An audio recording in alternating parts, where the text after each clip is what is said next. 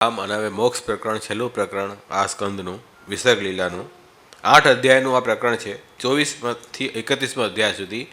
આ અધ્યાયમાં પ્રાચીન ભરી રાજા એના પુત્ર પ્રચેતસની કથાઓ છે, જેને મોક્ષ પ્રાપ્ત થયું છે. પ્રચેતસ 10 પુત્રો છે, બધાના નામ એક સરખા છે. આ વિશેષતા છે, કેમ કે એ લોકોના એટલે સ્વભાવ, રૂપ બધું સરખું છે, બધાના વિચાર એક સરખા છે, એટલે બધાના નામ પ્રચેતસ છે. પ્રચેતસનો મતલબ છે જેનું વિશેષ જ્ઞાન જેમાં હોય, પ્રકૃષ્ટ ચેતસ એટલે જ્ઞાન હોય, એ પ્રચેતસ કહેવાય. અને બંનેના ગુરુ નારદજીએ બંનેનો ઉપદેશ આપ્યો છે, પ્રાચીન બરી રાજાને પણ અને પ્રચેતસને બી.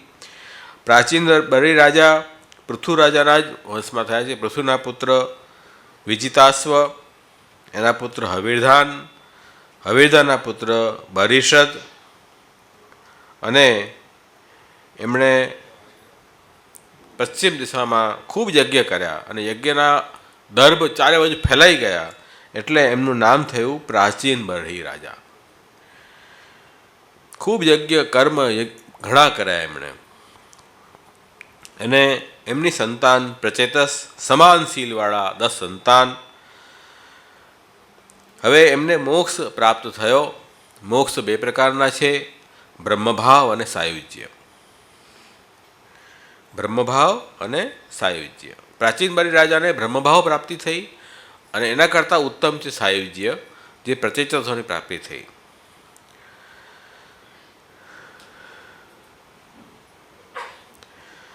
બ્રહ્મભાવ એટલે અવિદ્યા નીકળી જાય. અવિદ્યા 5 પ્રકારની આપણે જોઈ હતી: દેહાધ્યાસ, ઇન્દ્રિયાધ્યાસ, પ્રાણાધ્યાસ, અંતકરણાધ્યાસ, સ્વરૂપ વિસ્મૃતિ. આ 5 પ્રકારની અવિદ્યાના કારણે આપણે જીવ સંસારમાં ફસાય છે. જન્મ, મરણ, જરા, વ્યાધિનું દુઃખ આવે છે. એનેથી છૂટવા માટે જ્ઞાન પ્રાપ્ત કરવું પડે.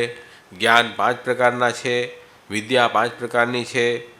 એ પાછા 5 ડોઝ યાદ કરી લો: જ્ઞાન, વૈરાગ્ય, તપ, ભક્તિ અને યોગ. એ 5 પ્રકારના જ્ઞાનથી અજ્ઞાન દૂર થાય, જીવ મુક્ત થાય છે. બ્રહ્મભાવમાં ભગવદ રૂપતા, ભગવાનમાં આત્માનો લીન, સાયુજ્ય એટલે લીન થઈ જાય, બ્રહ્મરૂપ થઈ જાય. જ્યારે સાયુજ્યમાં ફરક છે. સાયુજ્યમાં પુરુષોત્તમની જે વ્યાપકતા છે, અક્ષર, એમાં લીન થઈ જવું, એ બ્રહ્મભાવ રૂપી મોક્ષ છે. અને પુરુષોત્તમમાં ભળી જવું એ સાયુજ્ય છે. એટલે અક્ષર સાયુજ્ય અને પુરુષોત્તમ સાયુજ્ય બંનેમાં ફરક છે. અક્ષર સાયુજ્યમાં જીવ પોતે જ બ્રહ્મરૂપ થઈ જાય છે, એટલે બ્રહ્મનો આ વ્યાપકતાનો અનુભવ જીવ કરે છે, બ્રહ્માનો અનુભવ થાય છે, પણ એને બ્રહ્મની રસાત્મકતાનો અનુભવ થતો નથી. પુરુષોત્તમ જે છે એ સાકાર આનંદાત્મક સ્વરૂપ છે, જ્યારે અક્ષર એ પુરુષોત્તમનું વ્યાપક સ્વરૂપ છે. તો ભગવાન શ્રી કૃષ્ણની જે વ્યાપકતા છે તે અક્ષર છે, અને અક્ષરની જે સાકારતા છે તે કૃષ્ણ છે. એટલે જેમ આપણે બરફનો ટુકડો અને એની વરાળ, તો વરાળ તો વ્યાપક છે. તો આઈસ્ક્રીમ ખાવામાં જે મજા આવે તે વરાળથી કેવી રીતે ખબર પડે? એ જ વરાળને આપણે ફ્રીઝ કરીને આઈસ્ક્રીમ બનાવીએ તો કેવો આનંદ આવે ખાવાનો. તો પુરુષોત્તમ જે છે એ આનંદનું સાકાર મૂર્તિમાન સ્વરૂપ છે. એમની સેવા, એમની કથા, દરેક ઇન્દ્રિયથી એ પુરુષોત્તમને માણવા, એ તો પુરુષોત્તમમાં સાયુજ્ય થાય તો સંભવ છે, અક્ષર સાયુજ્યમાં સંભવ નથી. જ્ઞાન માર્ગથી અક્ષર સાયુજ્ય પ્રાપ્ત થાય છે, જીવ પોતે બ્રહ્મ બની જાય છે, અને ભક્તિ માર્ગથી એને પુરુષોત્તમમાં સાયુજ્ય થાય છે, તે બ્રહ્મની રસાત્મકતા અનુભવ કરે છે. એટલા માટે પ્રચેતસ ભક્ત છે. એમને જ્યારે પિતાએ આજ્ઞા કરી કે તમે સંતાન પ્રાપ્તિ માટે જાઓ, તો તપસ્યા કરવા ગયા. આજકાલ તો કોઈ તપસ્યા કરતું જ નથી, ધનાધન સૃષ્ટિ વધી રહી છે. પહેલાં અહીંયા દરેક ભાગવતમાં એમ જ આવે છે કે તપસ્યા કરતા, કે બહુ મોટું કાર્ય છે, સમાજને સમજવું, ધર્મિષ્ઠ ભક્તિ સંતાન આપવી બહુ મોટી જવાબદારી છે. એમણે 10,000 વર્ષ સુધી તપસ્યા કરી. તપસ્યા કરવા ગયા તો સાક્ષાત શિવજીના દર્શન થયા. શિવજીએ રુદ્રગીત એમને આપ્યું કે આ રુદ્રગીત સ્તોત્ર છે, રુદ્ર સ્તોત્ર, એનો પાઠ કરો. એમાં ઠાકોરજીની સ્તુતિ છે, આખી પ્રભુની સ્તુતિ છે. આના પાઠ કરવાથી તમને ભગવાનની પ્રસન્નતા પ્રાપ્ત થશે. સ્તોત્ર છે મોટો. અને એ સ્તોત્રનો એમણે જલમાં રહીને એનું અનુષ્ઠાન કર્યું. જલમાં કોઈ ડિસ્ટર્બ જ ન કરે, જલમાં રહીને અનુષ્ઠાન કર્યું. એટલા સામર્થ્યવાન હતા એ બધા. અને જલમાંથી બહાર નીકળ્યા પછી એમને બ્રહ્માજીએ કીધું કે મારીશની પુત્રી જે મારીશા એની સાથે લગ્ન કરો. એ અપ્સરાની પુત્રી હતી. અને પછી દક્ષ પ્રજાપતિ હતા એનો પાછો જન્મ થયો દક્ષ તરીકે. અને પછી નારદજીએ એમને ઉપદેશ આપ્યો પ્રચેતસને. અને એ નારદજીનું નામ છે નારદ. નારમ ધ્યતિ હતી નારદ. એટલે જે મનુષ્ય જીવ ભાવનું ખંડન કરે એ જ નારદ છે. જ્ઞાન પ્રાપ્ત કરાવે, ઇન્દ્રિય સમુદાયરૂપી જીવને જ્ઞાન ઉપદેશથી એ સંઘાતમાંથી છોડાવે, એ નારદ છે. નારદજીએ એને જ્ઞાન ઉપદેશ કર્યો અને પ્રચેતસને મુક્તિ પ્રાપ્ત થઈ સાયુજ્યની. આ બાજુ પ્રાચીન ભરરી જે છે એ બહુ કર્મકાંડમાં માનવાવાળા હતા. એટલે કર્મકાંડમાં બુદ્ધિ હતી ઠસ થઈ ગઈ હતી. તો એમને જ્ઞાન આપવું જરા કઠિન હતું. તે વખતે નારદજી આવ્યા એમને જ્ઞાન આપવા માટે. નારદજીએ પૂછ્યું કે ભાઈ તમે સુખ પ્રાપ્તિ અને દુઃખની નિવૃત્તિ માટે આટલા યજ્ઞ કર્યા, કર્મ કર્યા, પણ તમારો શું દુઃખ નાશ થયો ખરો? તો કે ના, એવું દેખાતું નથી. કેમ કે એમણે નિષ્કામ કર્મ નહોતા કર્યા, સકામ કર્મ કર્યા હતા. ઘણી પ્રાણીઓની હિંસા પણ કરી હતી યજ્ઞમાં. એટલે નારદજીએ કીધું કે તમારી રાહ જોઈને બેઠા છે બધા પશુઓ, ક્યારે તમે જાઓ પછી તમને ખાઈ દેશે એ લોકો. એટલે તો હવે હું શું કરું, મને છોડાવો. તો નારદજીએ એમને એમના સ્વભાવ અનુસાર એક્ઝામ્પલથી વસ્તુ સમજાવી. સીધું જ્ઞાન આપત તો જ્ઞાન સમજાય નહીં જલ્દી. દરેકનું સ્તર હોય ને સમજવાનું. સીધું કોઈ વસ્તુ કહે તો ન સમજાય, એક્ઝામ્પલ સમજાવવી પડે ત્યારે સમજાય. તેમણે પુરંજનની કથા નારદજીએ પ્રાચીન બલિ રાજાને સમજાવી છે. પુરંજન એટલે પુર એટલે શરીર, જન એટલે જેને કારણે એ શરીરનો જન્મ થયો એ જીવ, એ પુરંજન છે. પુરંજનની કથા સંભળાવી છે. કથા ખરી રોચક છે. રોચક તો નથી, આપણી રોજની જિંદગી છે એમ સમજી લો. રોજ અનુભવ આપણે કરીએ છીએ એ જ વસ્તુ છે. એ જ નારદજીએ સમજાવ્યું છે કે એ પુરંજનનો જીવ હતો. અને એ જીવ જે છે તે કોઈ સારો ઘર મળી જાય, એવા સુખ શાંતિથી રહીએ એ ઘરની શોધમાં હતો. એમાં એનો એક મિત્ર હતો જે સાથે હંમેશાની સાથે રહેતો. એ મિત્ર બધી રીતે એને હેલ્પ કરતો. પણ એ મિત્રની એને પરવા નહીં, મિત્રનું જ્ઞાન નહીં. અવિજ્ઞાત નામનો મિત્ર હતો. અને એ શોધમાં નીકળ્યો, સારું ઘર મળે તેમાં રહું હું. એમાં એક સ્ત્રી મળી. અને સ્ત્રી બહુ સુંદર હતી. સ્ત્રીની સાથે એના 11 સેવકો હતા અને 5 એના પાર્ષદ હતા. નાગ હતો, નાગ 5 ફેરવાળો, જેની રક્ષા કરતો હતો. સ્ત્રી જોઈને મોહિત થઈ ગયો પુરંજન. સ્ત્રી એને જોઈને મોહિત થઈ ગઈ. બંનેના ટાંકા મળી ગયા. એટલે કીધું કે તું મારી સાથે લગ્ન કરતો. હા, જરૂર કરું. બંનેના મેરેજ થયા. અને એક મોટો 9 દરવાજાવાળો એક મોટો ઘર એને મળી ગયું. બહુ આનંદથી રહેવા લાગ્યો. મોટો મહેલ જેવો ઘર. અને એના 9 દરવાજામાંથી જે દરવાજામાંથી જાય, જે દેશમાં જાય, આનંદ કરે, મોજ મજા કરે ને રહે એના પરિવાર સ્ત્રી સાથે. એમ કરતાં કરતાં ઘણા દિવસો નીકળી ગયા. પછી હવે એક દિવસે એ જેમ એની સ્ત્રી કરે એમ જ એ કરે, એનું અનુકરણ બધું કરે. એનો સ્ત્રીનો આજ્ઞાકારી થઈ ગયો. એ પછી રથ લઈને બહાર નીકળ્યો. રથમાં 11 ઘોડા લગાવ્યા, બહાર નીકળ્યો. શિકાર કરે, જે મન ફાવે બધી વસ્તુઓ લે, થાકીને પાછો ઘરે આવે. બહુ મોડો આવે તો પછી એની સ્ત્રી હતી ખીજાઈ જાય, કેમ મોડા આવ્યા, પછી એને મનાવે, પછી બિચારા બંને જણ જમે, સૂઈ જાય.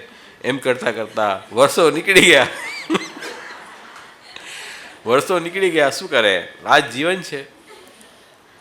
પછી એક ચંડવેગ નામનો એક મોટો હુમલાખોર વ્યક્તિ કોઈ આવ્યો એની સેના લઈને.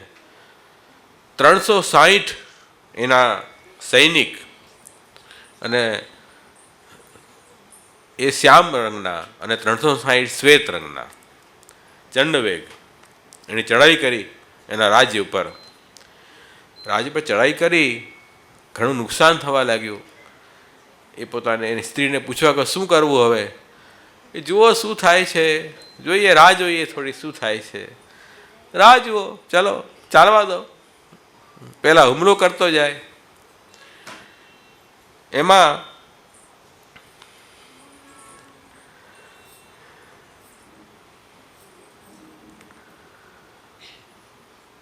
એ ચંડવેગ પ્રચંડ ગતિવાળો હતો. એની સેનામાં 360 ગંધર્વ હતા. શું થયું?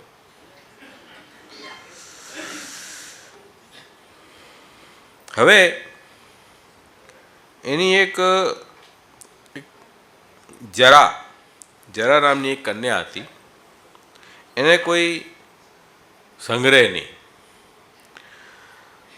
તો નારદજી પાસે આવી, મને તમે પરણી જાઓ. નારદજી, ના ભાઈ ના, હું ન પરણું તને. તો નારદજીને શ્રાપ આપી દીધો એણે, તમે ફરતા રહેશો, ક્યાંય સ્થિરતા નહીં થાય. ભલે એ ચાલશે, મને, હું ફરતો રહીશ, મારે તારે લગ્ન જ કરવા. પછી એક બીજો યવનેશ્વર નામનો એક બીજો હુમલાખોર આવ્યો. એનો ભાઈ પ્રજ્વાર. આ જે જરા નામની કન્યા હતી એ કે મને કોઈ સંગળતું નથી.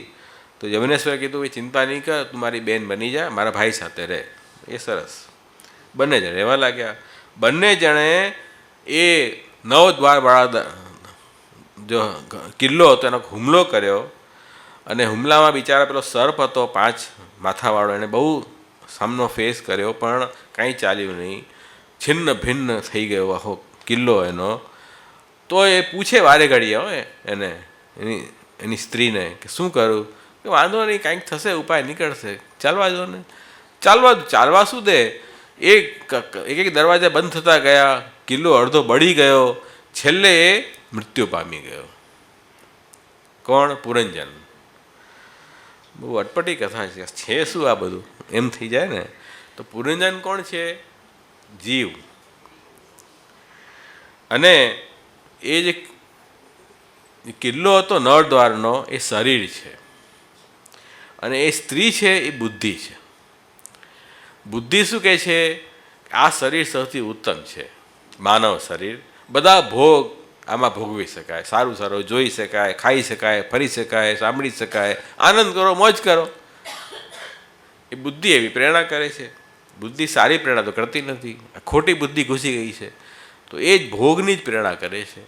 અને 9 દરવાજા જે છે તે આપણા 9 છિદ્રો શરીરના છે, એના 9 દરવાજાવાળું આ શરીર છે. અને એ દરવાજામાંથી આપણે જઈએ છીએ. જઈને ક્યાં જઈએ? વિષયોનો ભોગ કરીએ છીએ. આંખથી રૂપ જોઈએ છીએ, કાનથી ધ્વનિ સાંભળીએ છીએ, મોઢાથી ખાઈએ છીએ. એમ દરેક વસ્તુથી આપણે ભોગ કરીએ છીએ. એ ભોગમાં જ આપણે મસ્ત રહીએ છીએ. અને બુદ્ધિ આપણને 100% સાથ આપે છે. કાંઈ પણ વસ્તુ તો બુદ્ધિને પૂછવા જઈએ, બુદ્ધિ કે બસ બરાબર છે, ચાલવા દો, આમાં જ ચાલવું જોઈએ. એ દરેકમાં હા પાડે છે. તો આ રીતે વર્ષો નીકળી જાય છે. અને પછી ચંડવેગ આવે છે. ચંડવેગ કોણ છે? કાલ છે. અને એના કાલના 360 દિવસ, વર્ષના 360 દિવસ, 360 રાત્રિ એ એની સાથે ચંડવેગ આવે છે. અને એ ચંડવેગ જે છે તે કાલનું કામ કરશે જ ને. અને આ રથમાં નીકળ્યો ને ફરવા, એ રથ કયો? તો કે આ શરીરરૂપી રથમાં બેસીને, અને ઘોડા એની ઇન્દ્રિયો છે અને બુદ્ધિ મન લગામ છે અને બુદ્ધિ સારથી છે એ લઈને નીકળે છે શિકાર શોધવા માટે. એમાં જ એના દિવસો પૂરા થઈ જાય છે. તો આવી સ્થિતિ એની છે. અને જેમ જેમ કાલ આવે તો કાલ તો આપણને સિગ્નલ આપે છે, ભાઈ નુકસાન થવાનું શરૂ થયું કિલ્લામાં, તો સિગ્નલ આવ્યા, બુદ્ધિએ ધ્યાન ન આપ્યું. શરીરમાં વૃદ્ધાવસ્થા જેમ જેમ કાલ આવે તેમ આપણી ઉંમર વધતી જાય તેમ નિશાની તો આવે જ છે બધી. ગોળીઓ શરૂ થઈ જાય ખાવાની, થઈ જાય કે નહીં, માથાના વાળ સફેદ થવા લાગે. તો માણસને એક કાલ આક્રમણ કરી રહ્યું છે એનું જ્ઞાન નથી આવતું. અને જરા જે છે, કાલની કન્યા જરા આપણને વૃદ્ધાવસ્થા, એ પણ શરીરને ખોખલું કરે છે અંદરથી, કરે જ છે. એ તો આ પ્રકૃતિનો નિયમ છે, એને કોણ તોડી શકે?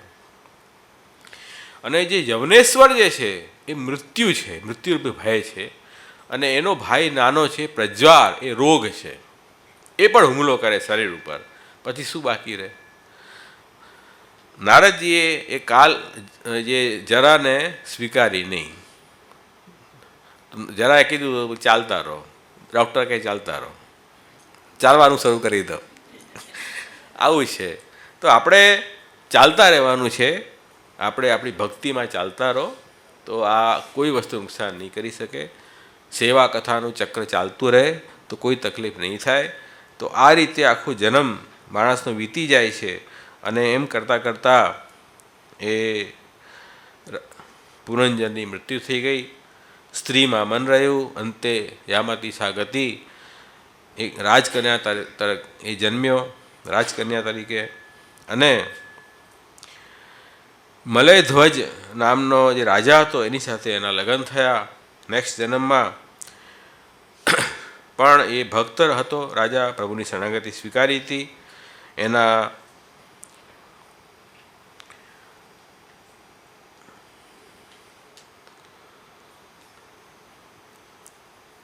ભગવાનની ભક્તિ કરી, 9 એને સંતાન થયા, નવધા ભક્તિરૂપી. પછી મલયધ્વજનું પણ મૃત્યુ થયું. અહંકારનો અસ બળ્યો એનો, અને એમાં દીનતા આવી, દીનતાથી પ્રભુ પ્રસન્ન થયા.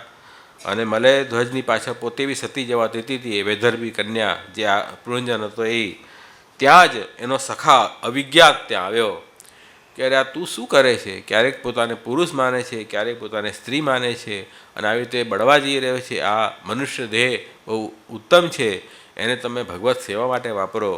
એણે જ્ઞાન આપ્યું અવિજ્ઞાત. અવિજ્ઞાત કોણ છે? મિત્ર, અંતર્યામી છે. અંતર્યામી જે છે આપણને સાચી સલાહ આપે. પણ એ સાચી સલાહ ક્યારે આપે?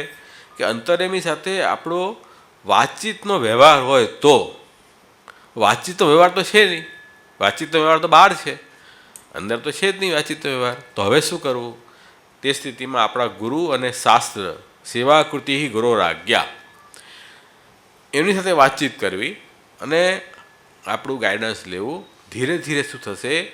અંતર્યામી બી તમારી સાથે વાતચીત કરશે, એ પણ તમને ગાઈડ કરશે. તો એ બંધનમાંથી, પુરુષ સ્ત્રીના બંધનમાંથી છોડાવ્યો. તું જ બ્રહ્મનો અંશ છે, બ્રહ્મનો સેવક છે, એવું જ્ઞાન આપ્યું.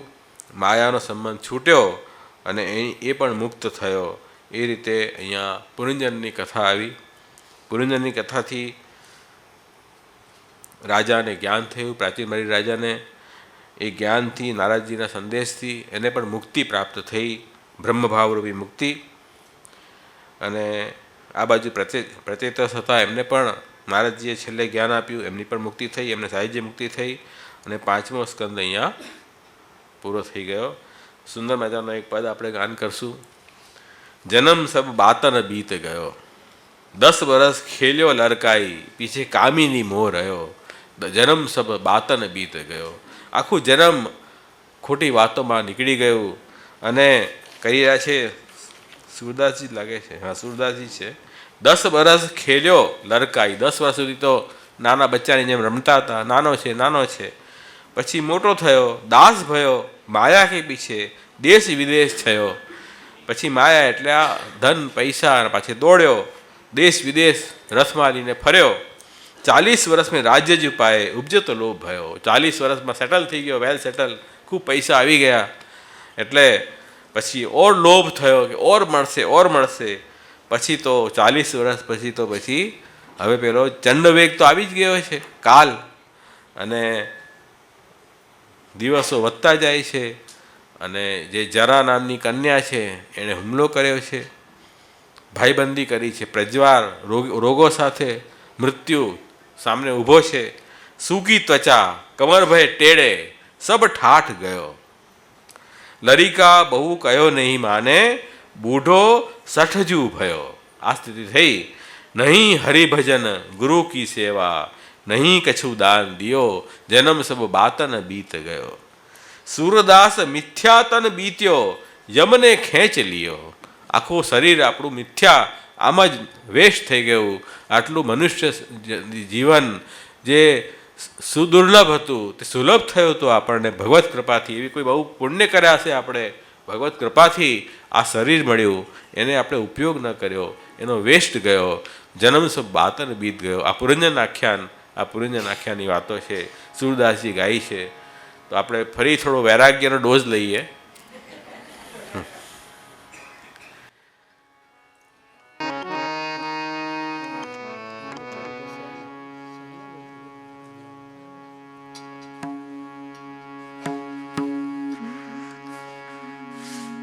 આ જન્મ સબ બાતન બીત ગયો. જન્મ સબ બાતન બીત ગયો. જન્મ સબ બાતન બીત ગયો.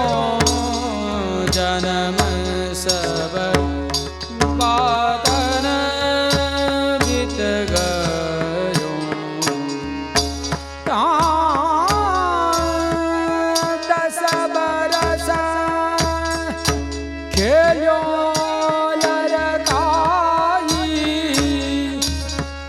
પીછે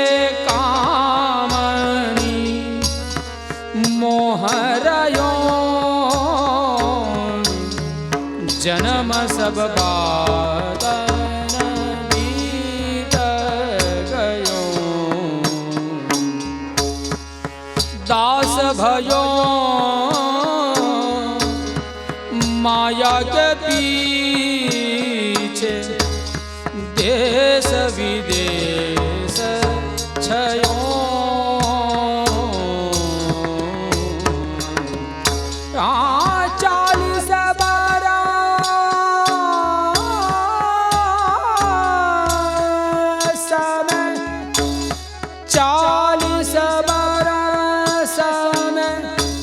રાજ્ય જુબાય ઉપજત લોભ નયો. જન્મ સબ બાતન બીત ગયો. સુકી ત્વચા કમર ભય ટેડે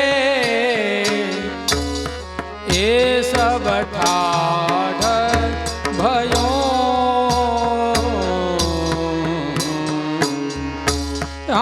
લરિકા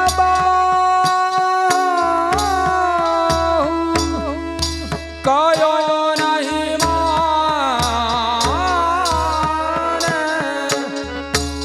બૂઢો સઠજુ ભયો.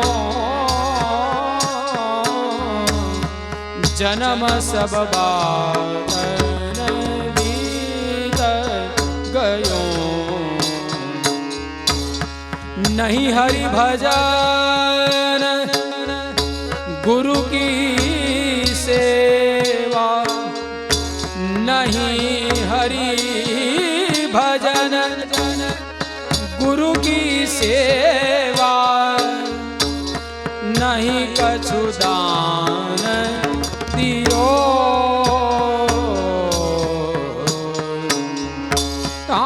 સુરદાસ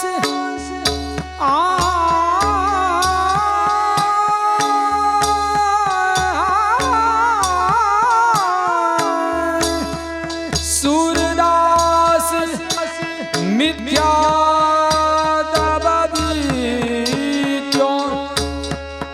યમને ખેંચ લીયો જન્મ સબ બાતન બીતર ગયો જન્મ સબ બાતન બીતર ગયો જન્મ સબ બાતન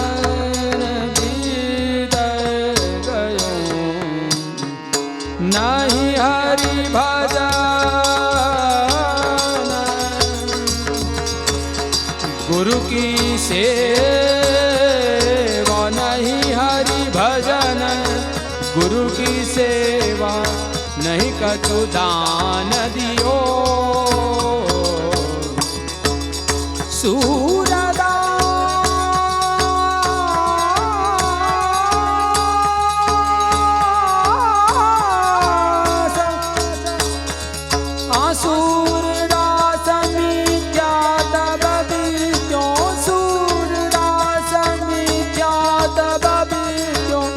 यमुने खेच लियो यमुने खेच लियो जन्म सब बातन बीत गयो जन्म जन्म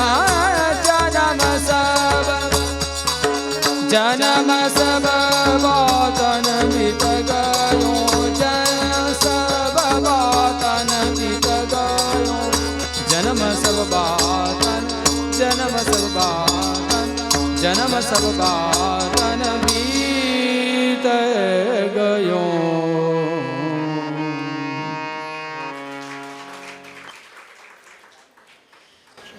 પાંચમો સ્કંદ લઈએ આપણે સ્થાન લીલા પ્રભુની. સર્ગ કારણની ઉત્પત્તિ, વિસર્ગ કાર્યની ઉત્પત્તિ, કાર્ય ઉત્પન્ન થયો પછી એના નિયમ બાંધ્યા પ્રભુએ. કયા નિયમથી સૃષ્ટિ ચાલશે એ સ્થાન લીલા છે. વૈકુંઠ વિજય સ્થિતિ સ્થાન. વૈકુંઠ ભગવાનનો વિજય એ જ સ્થિતિ છે, એ જ નિયમ છે. પ્રભુ કાલ કર્મ સ્વભાવના નિયમથી સૃષ્ટિ ચલાવે છે.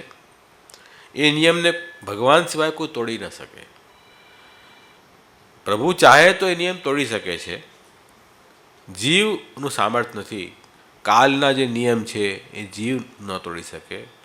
કાલ ભગવાનનો સેવક છે તો કાલની ચોટલી ભગવાનના હાથમાં છે, પણ કાલ બધાને પોતાના કંટ્રોલમાં રાખે છે. બ્રહ્માજીની પણ 2 પરાર્ધ આયુષ્ય બતાવી છે. બ્રહ્માજીની 100 વર્ષ ખરા, આપણા કરતાં તો ઘણા વધારે, પણ એમની પણ મર્યાદા છે. એટલે કાલ બધાને બાંધે છે. કર્મના નિયમ બધાને લાગુ પડે છે. પુણ્ય કર્મ, પાપ કર્મ.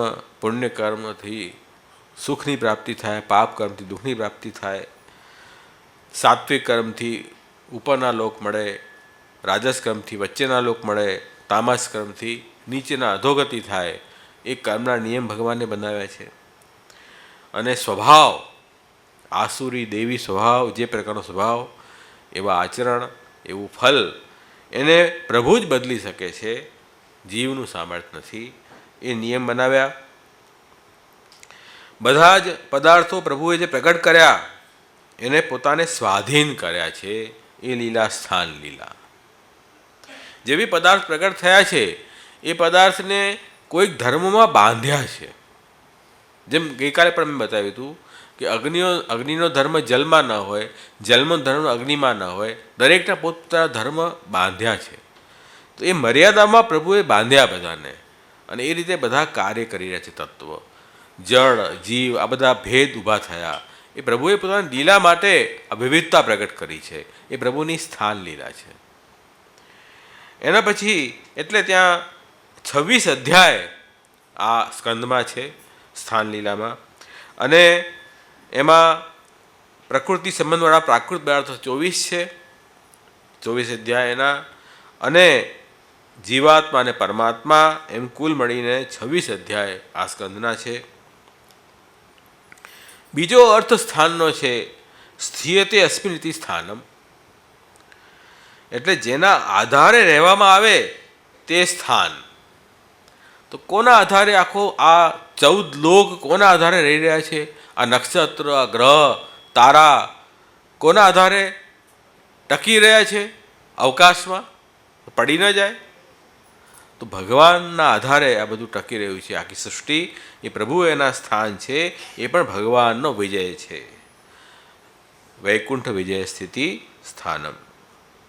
અને એ પ્રભુ સર્વત્ર બિરાજે છે. દરેક દેશમાં પ્રભુ વિદ્યમાન છે, દરેક કાળમાં પ્રભુ વિદ્યમાન છે, સર્વદા બિરાજે છે. સર્વરૂપથી ભગવાન જ બિરાજી રહ્યા છે. ભગવાન સિવાય આ સૃષ્ટિમાં બીજું કાંઈ જ નથી. આપણને દેખાઈ રહ્યું છે એનું કારણ આપણું અજ્ઞાન છે, આપણી માયા છે. વાસ્તવમાં પ્રભુ જ સર્વત્ર બિરાજી રહ્યા છે. તો એના માટે કહે છે કે દેશ, કાલ અને આત્મામાં પ્રભુ જ બિરાજી રહ્યા છે. દેશ અને કાલ અને આત્મા. તો અહીંયા 3 મુખ્ય 2 પ્રકરણ છે. એક તો સ્વરૂપમાં સ્થિતિ, પ્રભુ જે છે તે આ મર્યાદા પ્રગટ કરી ઠાકુરજીએ કોઈક ને કોઈ જીવમાં પોતાના ગુણ પ્રગટ કરીને એ મર્યાદા પ્રગટ કરી છે. પ્રભુએ એ સ્વરૂપ સ્થિતિ ત્યાં બતાવી છે. એ પ્રભુ સ્વરૂપ સ્થિતિ બી કરે, અને દેશમાં દરેક દેશમાં પ્રભુ કેવી રીતે બિરાજી રહ્યા છે એ દેશ સ્થિતિ પણ ત્યાં બતાવી છે. એવી રીતે અહીંયા આ 2 પ્રકરણ મુખ્ય બતાવ્યા, સ્વરૂપમાં સ્થિતિ અને દેશમાં સ્થિતિ.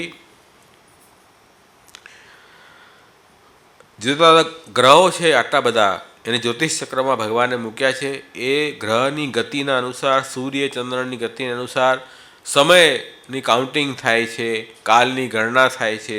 એ બી પ્રભુનો કાલ પરનો વિજય કહેવાય છે.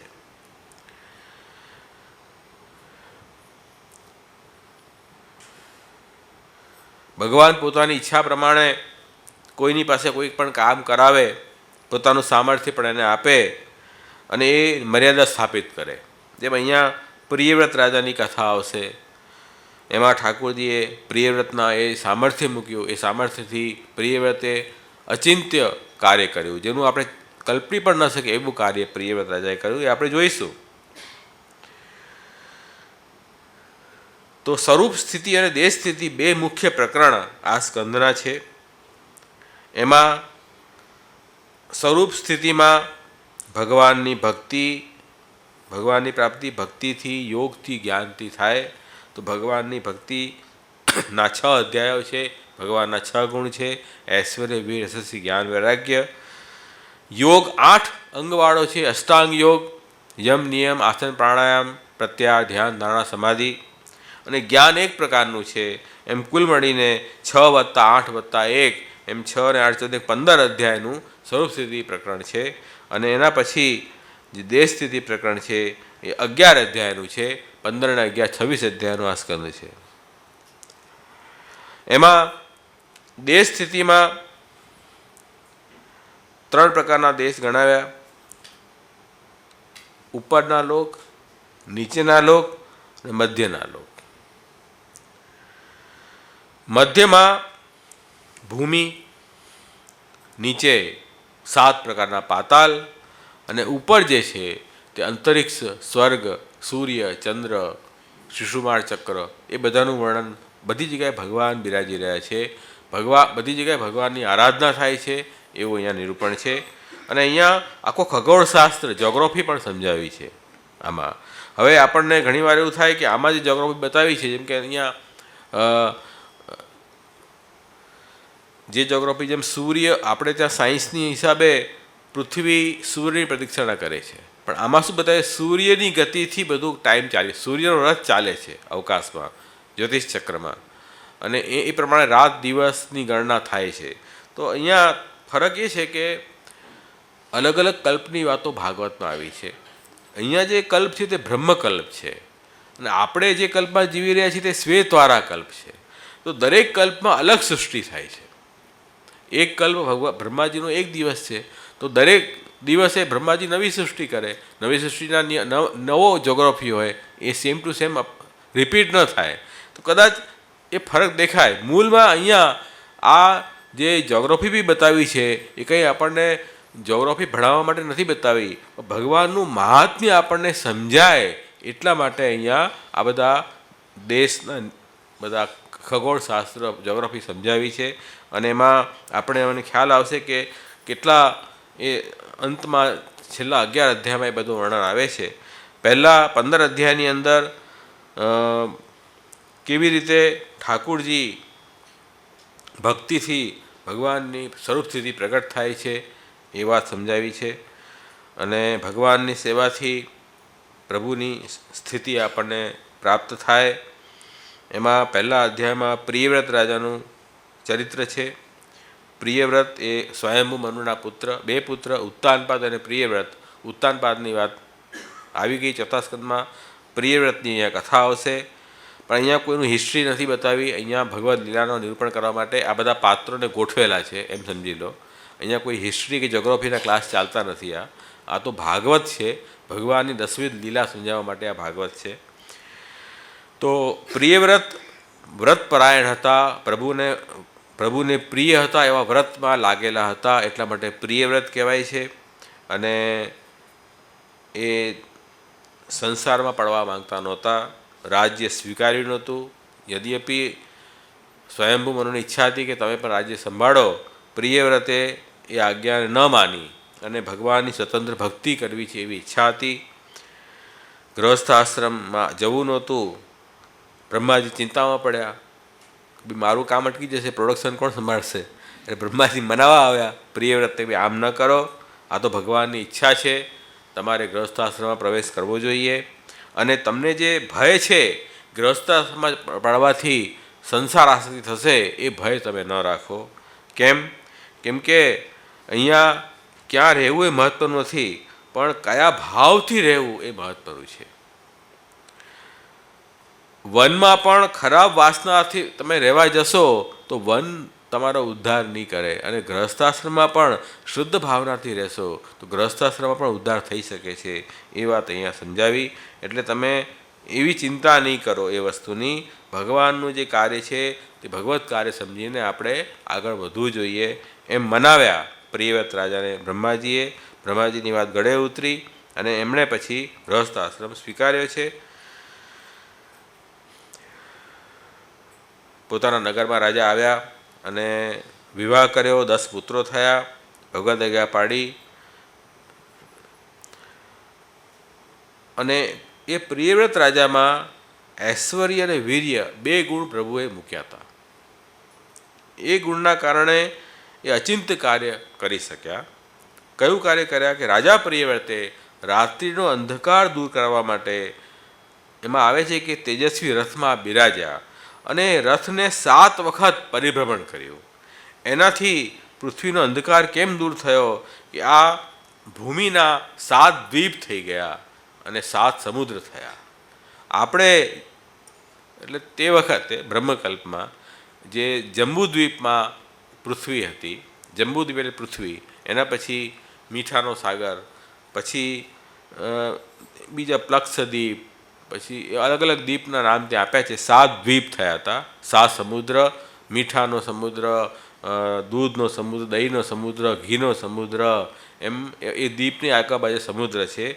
એનાથી એ આ રીતે એમણે એક આખું અલગ એક જોગ્રાફી ક્રિએટ કરી પોતે. એટલું ઐશ્વર્ય વીર્ય ભગવાને મૂક્યું હતું. તો આ એક મર્યાદા સ્થાપિત કરી ઠાકોરજીએ પોતાના ગુણ દ્વારા. એટલે 7 દ્વીપ, જંબુદ્વીપ, પ્લક્ષદ્વીપ, સાલમલી, કુશ, કૌંચ, શાક અને પુષ્કર 7 દ્વીપ થયા. અને ક્ષારોદ, ઇક્ષુસરોદ, સુરોદ, ઘૃતોદ, ક્ષીરોદ, દધિમંડોદ અને શુદ્ધોદ એમ 7 સાગર થયા. એ પ્રકારથી એમને પછી રાજભોગથી વૈરાગ્ય આવ્યો, ભગવાનની ભક્તિમાં લાગ્યા. 7 પુત્રોને 7 દ્વીપનું રાજ્ય આપ્યું. અને એમના ગુરુ નારદજી પ્રિયવ્રતના એમને શરણે ગયા અને મુક્ત થયા. એ પહેલા અધ્યાયની કથા છે. બીજા અધ્યાયમાં એ પ્રિયવ્રતના રાજા અગ્નિદ્ર થયા. અગ્નિદ્રમાં પ્રભુનું શ્રીગુણ હતું. શ્રીગુણના કારણે એમણે તપ કર્યું. તપમાં અપ્સરા બ્રહ્માજી મોકલી હતી. અપ્સરા અગ્નિદ્રને જોઈને મોહિત થઈ ગઈ. મનુષ્યને જોઈને કોઈ દેવતાઓને અપ્સરાઓ મોહિત થાય એવું બને નહીં ક્યારે બી. એ તો આપણાથી દૂર ભાગે. કેમ કે અગ્નિ તત્વથી બનેલા જ છે, આપણે પૃથ્વી તત્વથી બનેલા છીએ, તો આપણા શરીરમાં દુર્ગંધ આવે લોકોને. પણ એ કેવું સ્ત્રી ગુણમાં હશે કે અપ્સરા પણ મોહિત થઈ ગઈ અને એમણે નાભી રાજા એમને પ્રાપ્ત થયા. 9 દીકરા થયા. એમાં નાભી સાત્વિક હતા.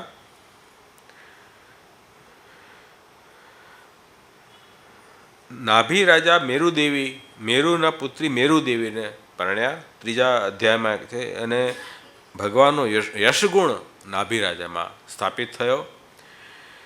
હવે એમને એવી ઈચ્છા હતી કે મારા ઘરે ભગવાન પ્રગટ થાય નાભી રાજાને. તો એમણે યજ્ઞ કરાવ્યો ઋષિઓ દ્વારા. પણ એ કેવલ યજ્ઞથી ભગવાન પ્રગટ ન થાય, ભક્તિ જરૂર જોઈએ. ભક્તિ વગર ભગવાન ન મળે. તો એ ભક્ત હતા બધા ઋષિ. તો યજ્ઞમાં યજ્ઞનારાયણ પ્રગટ થયા. ભગવાન ભક્ત વત્સલ છે. સ્તુતિ કરી અને કીધું કે આ પ્રગટ થયા છો અને રાજાને પુત્ર કામની ઈચ્છા છે, આપણા જેવો દીકરો આપો. ભગવાને કીધું મારા જેવો દીકરો તો હું જ છું, મારા જેવો બીજો કોઈ છે જ નહીં દુનિયામાં, તો હું પ્રગટ થઈશ એમ કહ્યું. અને ત્યાં નાભી રાજાને ત્યાં પછી ભગવાનનું પ્રાગટ્ય થયું, જેનું નામ ઋષભદેવજી. ઋષભ શ્રેષ્ઠ તેજસ્વી જ્ઞાન સ્વરૂપ હોય એ ઋષભ કહેવાય. ઋષભદેવજી પ્રગટ થયા. અને તે વખતે ઇન્દ્ર પદવી ઉપર સુયજ્ઞ અવતાર હતો. સુયજ્ઞ અવતાર ભગવાનનો અવતાર હતો, જે આપણે પહેલાં જોઈ ગયા ચોથા સ્કંદમાં કે આકૃતિ અને રુચિ પ્રજાના એ સુયજ્ઞ દક્ષિણા નર નારાયણના અંશ થયા હતા. નર અને લક્ષ્મીના, નારાયણ અને લક્ષ્મીના એ અંશ પ્રગટ થયા હતા. તો એમની ઈચ્છા થઈ કે આ ઋષભદેવજીને મારી પુત્રી જયંતીના વિવાહ કરું. પણ કેટલા સામર્થ્યવાન છે એ ચેક તો કરવું પડે ને. એટલે ઇન્દ્રે વર્ષા નહીં કરી, વરસાદ જ ન કર્યો. જોવું શું થાય છે. પ્રજા પીડાવા લાગી. ઋષભદેવજીએ ઇન્દ્રની મેઘની પરવા કર્યા વગર પોતે પોતાના યોગ બલથી મેઘ પ્રગટ કર્યું, અલૌકિક, અને પ્રજાનું પોષણ કર્યું. અને એટલો વરસાદ પડ્યો કે જ્યાં જેટલું જરૂર છે એટલો જ વરસાદ, વધારે પણ નહીં અને ઓછો પણ નહીં, એવો પ્રતાપ દેખાડ્યો ઋષભદેવજીએ. ઇન્દ્ર પ્રસન્ન થયા. પોતાની કન્યાના વિવાહ ઋષભદેવ સાથે કર્યા. આ બાજુ નાભી રાજા વાનપ્રસ્થમાં સ્વીકાર્યો.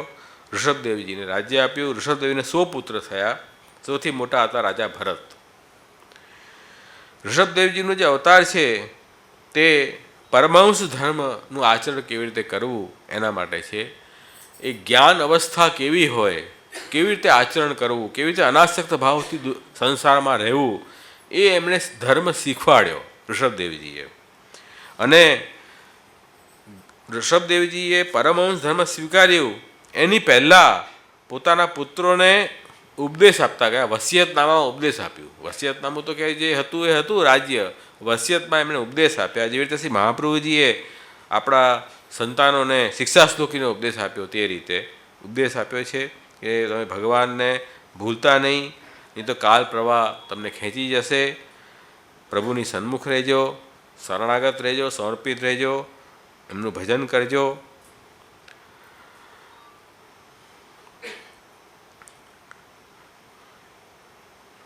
અહંકાર ક્યારે પણ ન થાય, અહંતામતાનો ત્યાગ કરજો. એવા સાંખ્ય અનુકૂળ યોગના ઉપદેશ ઋષભદેવજીએ આપ્યા. મહાપુરુષોની સેવા કરો, ભગવદ્ વૈષ્ણવની સેવા કરો. અને એક સુંદર વાત કરી, ગુરુ ન સ્યાત, સ્વજનો ન સ્યાત, પિતા ન સ્યાત, જનની ન સ્યાત, દૈવમ ન તસ્યાત, ન પતિશ્ચ સ્યાત, ન મોચેત યદિ પેત મૃત્યુમ. એટલે એક વાત કરી કે ભાઈ જે મૃત્યુથી ન છોડાવી શકે એ ગુરુ નથી, એ પિતા નથી, એ માતા નથી, એ દેવ નથી, એ પતિ નથી, એ તો ભગવાન જ આમાંથી છોડાવી શકે. એ જ આપણા ખરા પિતા છે, એ જ ખરા પતિ છે, એ જ ખરા ગુરુ છે, એ જ ખરા આપણા સ્વજન છે. એમને શરણે રહો, એમનું ધર્મનું આચરણ કરો, એમ સમજાવીને પરમહંસ ધર્મનો સ્વીકાર કર્યો ઋષભદેવજીએ અને સૌ વસ્તુનો ત્યાગ કર્યો. યોગાચરણ શીખવતા દેહ ત્યાગ કરી દાવાગ્નિમાં આપ પધારી ગયા ઋષભદેવજી. તો એવું આચરણ કર્યું. ભાગવતમાં આવે છે કે એમનો તો દેહ આનંદમય થઈ ગયો હતો, પ્રાકૃત રહ્યો જ નહોતો. ઋષભદેવજીનો દેહ પ્રાકૃત નહોતો, આનંદ સ્વરૂપ હતો, આનંદ માત્ર કરતા મુખોદારાથી, અને એમાં સુગંધ ફેલતી હતી એમાં દેહમાંથી. તો જ્યારે આનંદ માત્ર શરીર થઈ ગયું હતું, એમને અગ્નિ શું ને જલ શું? તો અગ્નિમાં જાઓ તો બી એ તો સર્વાકાર છે, આનંદ તો સર્વાકાર છે, તો એમને કંઈ ફરક નથી પડતો. એ રીતે એમનું અગ્નિમાં તિરોહિત થઈ ગયા. પણ એક રાજા હતો, અરહત રાજા દક્ષિણ દેશનો, એ આ ધર્મ રહસ્ય જાણી ન શક્યો. એમને કેવલ બાહરી ધર્મનું એમણે આચરણ કર્યું, આંતરિક ભાવના જે હતી એ ન સમજી શક્યો અને પોતાનો અલગ પંથ બનાવ્યો અરહત, જ્યારે જૈન પંથ નામથી આજે પ્રચલિત છે. અને તીર્થંકર પહેલાં ઋષભદેવજી એ લોકો માને છે. ઋષભદેવજી ક્યારેય પણ નાસ્તિકતાનો ઉપદેશ નથી આપ્યો કે ઈશ્વરને નહીં માનો કે શાસ્ત્રોને નહીં માનો. આવી રીતે ઉપદેશ એમણે આપ્યો જ નથી. એમણે તો અનાસક્ત ભાવથી કેવી રીતે આપણે સંસારમાં રહેવું એવો ઉપદેશ આપ્યો છે. એનો અર્થ એમણે નાસ્તિકતામાં લઈને અને શરીરને કષ્ટ આપવું બહારથી કેવી રીતે વધારે એવા પ્રકારનો જે તામસી તપ વગેરેની આમાંથી પ્રેરણા લીધી એવો છે જ નહીં. કેમ કે ભગવદ્ ગીતામાં સ્પષ્ટ કહ્યું છે કે પોતાના દેહને ખોટો કષ્ટ આપવો કોઈ ઉદ્દેશ્ય વગર, તપ છે ને સ્વતંત્ર અંગી નથી. તપ કોઈ ઉદ્દેશ્ય માટે હોય. તપ જે છે ને પોતામાં કષ્ટ આપવામાં એ ફલ નથી, પણ કોઈ સારું કાર્ય કરવા માટે શરીરને કસવું એ તપ બરાબર છે. તો આ તો ખાલી કષ્ટ આપવું શરીરને, ભૂખ્યા રહી રહ્યા છે ને વાળ ખેંચી રહ્યા છે ને નખ ખેંચી રહ્યા છે ને શું. એટલે દરેકની પોતાની એક અભિગમ છે. હવે એમાં આપણે વધારે શું કહીએ, પણ ઋષભદેવજીનો ઉપદેશ આવો નહોતો. જે ભાગવતમાં ઉપદેશ આપ્યો છે એ તો બહુ સ્પષ્ટ છે કે લોક કલ્યાણ માટે કામ કરો, ભગવાનમાં ધ્યાન બુદ્ધિ રાખો, સમર્પણનો ભાવ રાખો, ઈશ્વર શરણાગતિ થાઓ, એવો સરસ ઉપદેશ આપ્યો છે. અનાસક્ત ભાવથી રહો સંસારમાં, એવો ઉપદેશ ઋષભદેવજી આપ્યો છે. એમના સૌથી મોટા પુત્ર ભરત, રાજા ભરત, એમની 8 અધ્યાયમાં એમનું ચરિત્ર આવ્યું છે. યોગથી સ્વરૂપ સ્થિતિ બતાવી છે. એ જ્ઞાનાત્મક યોગ હતા, ભક્તિ હતી, પણ જ્ઞાન પ્રધાન એમની ભક્તિ હતી. એટલે અષ્ટાંગ યોગથી એમણે કાર્ય કર્યું હતું, યોગથી મન સ્થિર કર્યું હતું. એને અનેક યજ્ઞ કર્યા, ધર્મનું આચરણ કર્યું, પ્રજાનું પાલન કર્યું. ભરત રાજા એની પૂર્ણ ખ્યાતિ થઈ અને પછી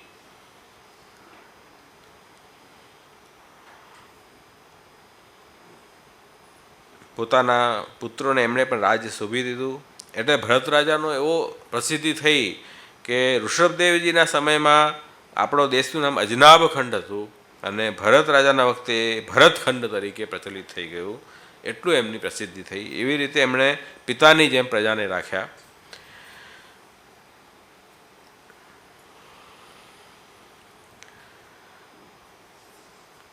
પછી પોતે જ્ઞાન ભક્તિ કરવા માટે પુલહ આશ્રમમાં પધાર્યા.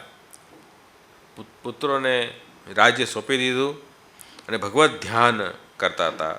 રાજા ભરતની કથા લગભગ બધાને વૈષ્ણવ સત્સંગ કરતા હોય એટલે તો બાયાઠ હોય, એમાં કોઈ કહેવાનું હોતું નથી. ભરત રાજાને વનમાં તો ગયા, પણ મનની ચંચલતા જોઈએ એવી ગઈ નહોતી.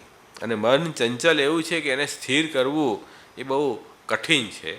અને ભગવદ્ ગીતામાં એ ચંચલ મને સ્થિર કરવા 2 ઉપાય બતાવે છે, વૈરાગ્ય અને અભ્યાસ.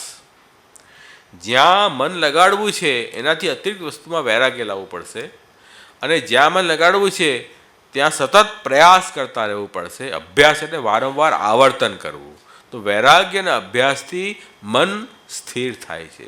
ઠાકોરજીમાં મન લગાડવું છે તો પ્રભુથી અતિરિક્ત અન્ય વસ્તુઓ અથવા પ્રભુની સેવા ભક્તિથી પ્રતિકૂળ જે વસ્તુઓ એમાં વૈરાગ્ય લાવવું પડશે. વૈરાગ્ય કેવી રીતે લાવશો? યા તો પ્રભુમાં પ્રેમ વધારીને, યા એ વસ્તુની દોષ દ્રષ્ટિનો વિચાર કરીને વૈરાગ્ય આવે, અને પછી એ ભગવાનમાં મન લગાડવા માટે સતત અભ્યાસ બી કરતા રહેવું પડશે. 2 મુખ્ય ઉપાય બતાવ્યા હતા. એક પ્રસંગ એમના જીવનમાં આવ્યો છે કે પ્રાતઃકર્મ કરતા હતા તે વખતે એક વનમાં એક તરસી હરણી આવી, અને સિંહની ગર્જનાથી એ હરણી ગભરાઈ ગઈ.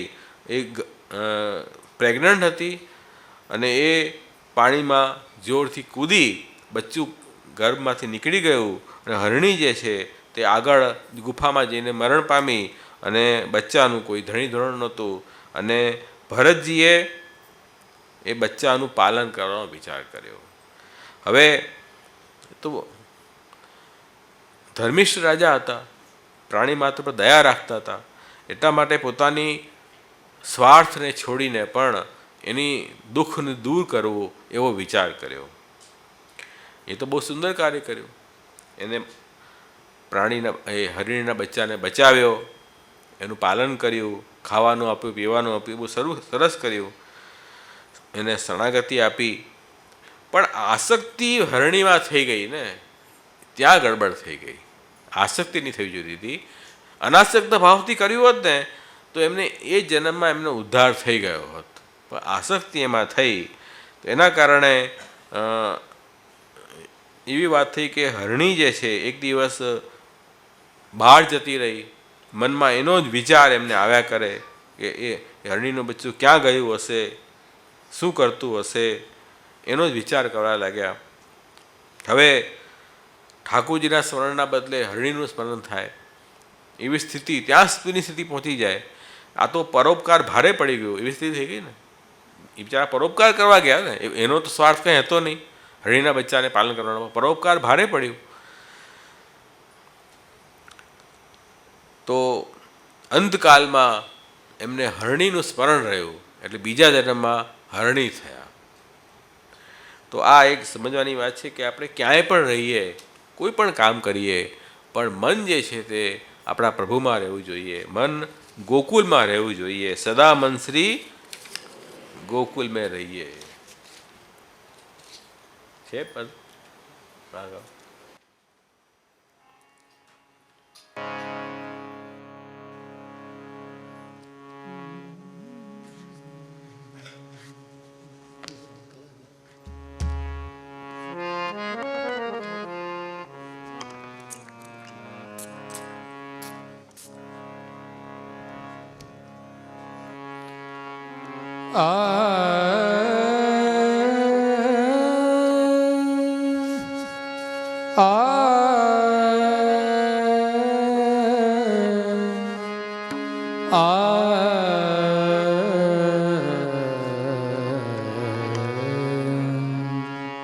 સદા મન શ્રી ગોકુલ મેં રહીએ. સદા મન શ્રી ગોકુલ મેં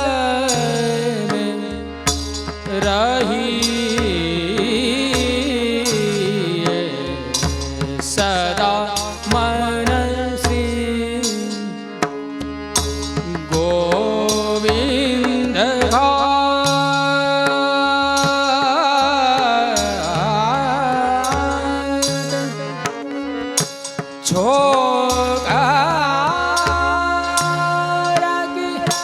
છૈયા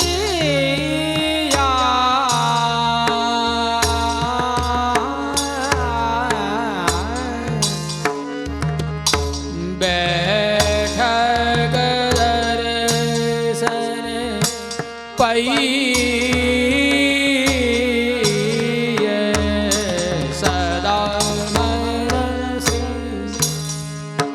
सदा मन श्री सदा मन श्री गोकुल में रहिए सदा मन श्री गोकुल में रहिए सदा सदा मन श्री यमुना पुलीन सुभग वृंदावन गिरि गोवर्धन जय यमुना घर घर भक्ति भक्ति घर घर भक्ति भागवत सेवा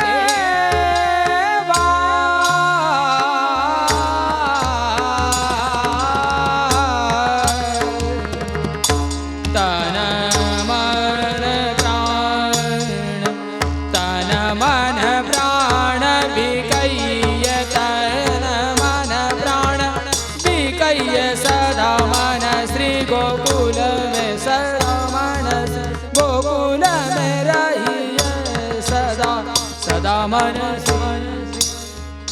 सदा मन श्री गोकुल में रहिए सदा मन श्री गोकुल रहिए सदा सदा मन श्री विठ्ठल नाथ विराजत निसधीन चरण कमल चित्तलय श्री विठ्ठल श्री वल्लभ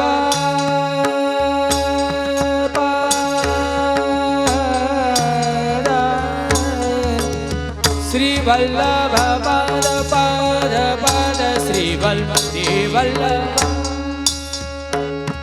कमला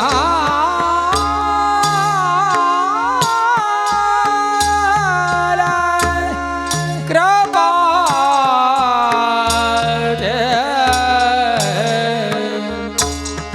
इनके दास अरे इनके दास इनके दास इनके दास का है सदा मन श्री गोकुल में रहिए सदा मन श्री गोकुल में सदा मन श्री विठ्ठल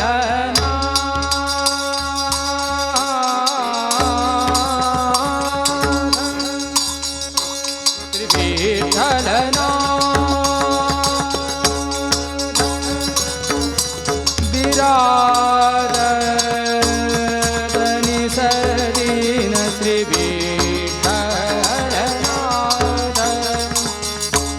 विराजत निसदीन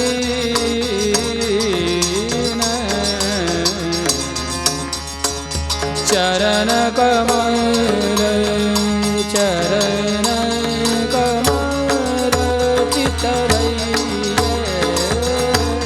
विठ्ठलनाथ विठ्ठलनाथ विठ्ठल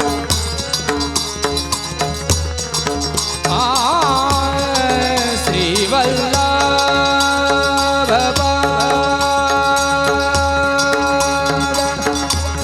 कमला